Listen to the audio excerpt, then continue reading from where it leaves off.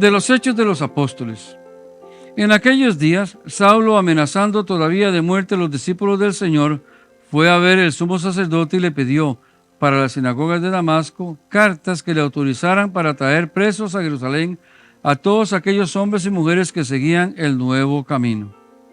Pero sucedió que cuando se aproximaba a Damasco, una luz del cielo lo envolvió de repente con su esplendor, cayó por tierra y oyó una voz que le decía: Saulo, Saulo, ¿por qué me persigues?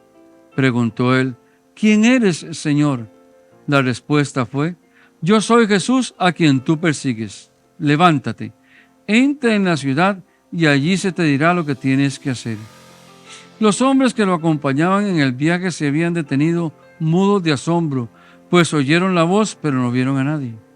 Saulo se levantó del suelo y aunque tenía abiertos los ojos, no podía ver.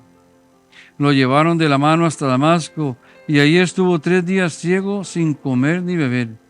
Había en Damasco un discípulo que se llamaba Ananías, a quien se le apareció el Señor y le dijo: Ananías.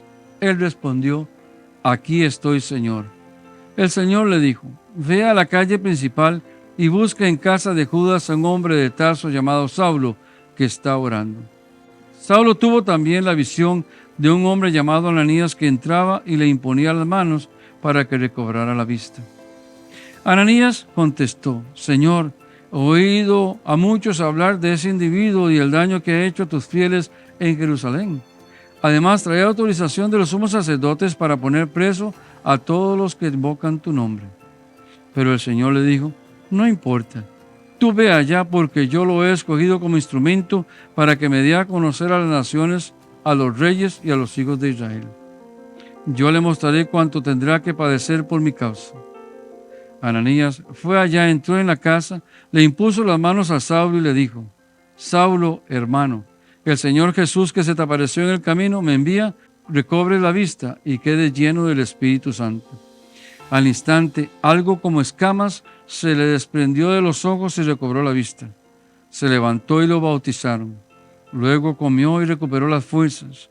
Se quedó unos días con los discípulos de Damasco y se puso a predicar en las sinagogas, afirmando que Jesús era el Hijo de Dios. Todos los que oían quedaban sorprendidos y decían: ¿No es este hombre el que andaba persiguiendo en Jerusalén a los que invocaban el nombre de Jesús y que ha venido aquí para llevarlos presos y entregarlos a los sumos sacerdotes? Pero Saulo, cada vez con más vigor, refutaba a los judíos que vivían en Damasco, demostrándoles que Jesús era el Mesías. Palabra de Dios. Estamos celebrando la fiesta de la conversión de San Pablo. Esta es una fiesta universal. Se celebra en toda la iglesia alrededor del mundo. La historia de la conversión de San Pablo nos enseña a nosotros que aun y cuanto nosotros creemos que estamos haciendo las cosas correctas, no necesariamente quiere decir que estamos haciendo la voluntad de Dios.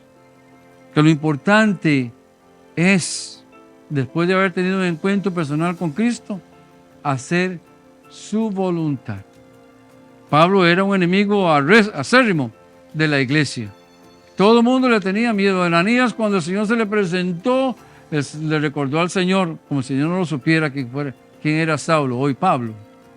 Sin embargo, la historia de Pablo nos enseña a nosotros lo siguiente: que para nosotros poder hacer la voluntad de Dios, para poder escuchar la voz de Dios en nuestro interior y hacer su voluntad, es necesario que tengamos una conciencia bien formada, que seamos hombres y mujeres de fe, que conozcamos nuestra fe, que conozcamos la doctrina, que conozcamos la palabra de Dios, pero sobre todo y ante todo, que conozcamos a Jesucristo, que hayamos tenido un encuentro personal con Jesucristo.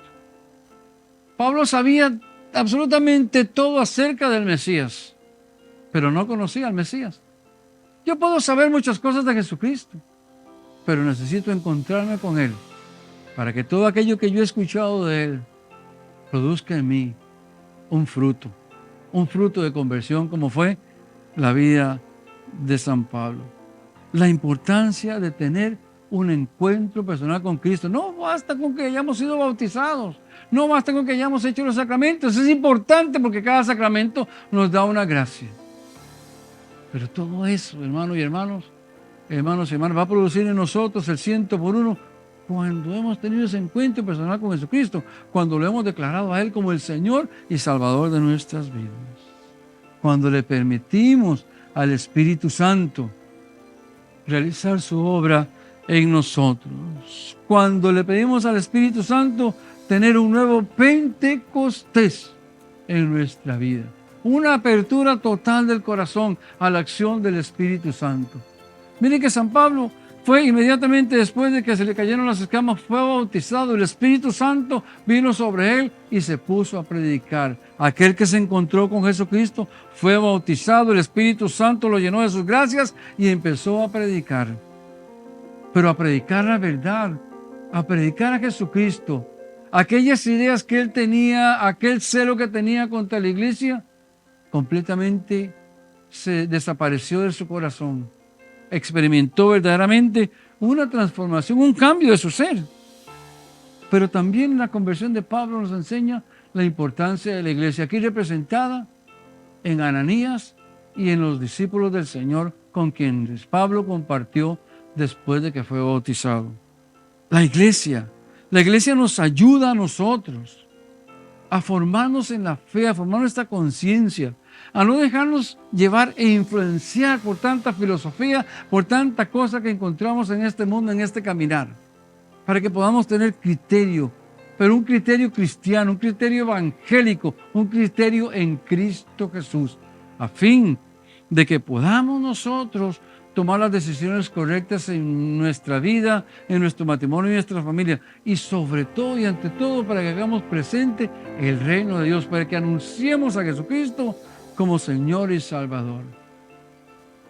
Es necesario ese encuentro personal con Jesús. Es necesario abrirse a la acción del Espíritu Santo. Es necesario estar integrado a la iglesia, en tu parroquia, en un grupo donde puedas crecer y madurar en la fe. Porque de esa forma, mi querido hermano y hermana, no tomarás las decisiones equivocadas, aunque el mundo te diga que son las correctas, porque el único que tiene la verdad es Jesucristo. Que Dios te bendiga.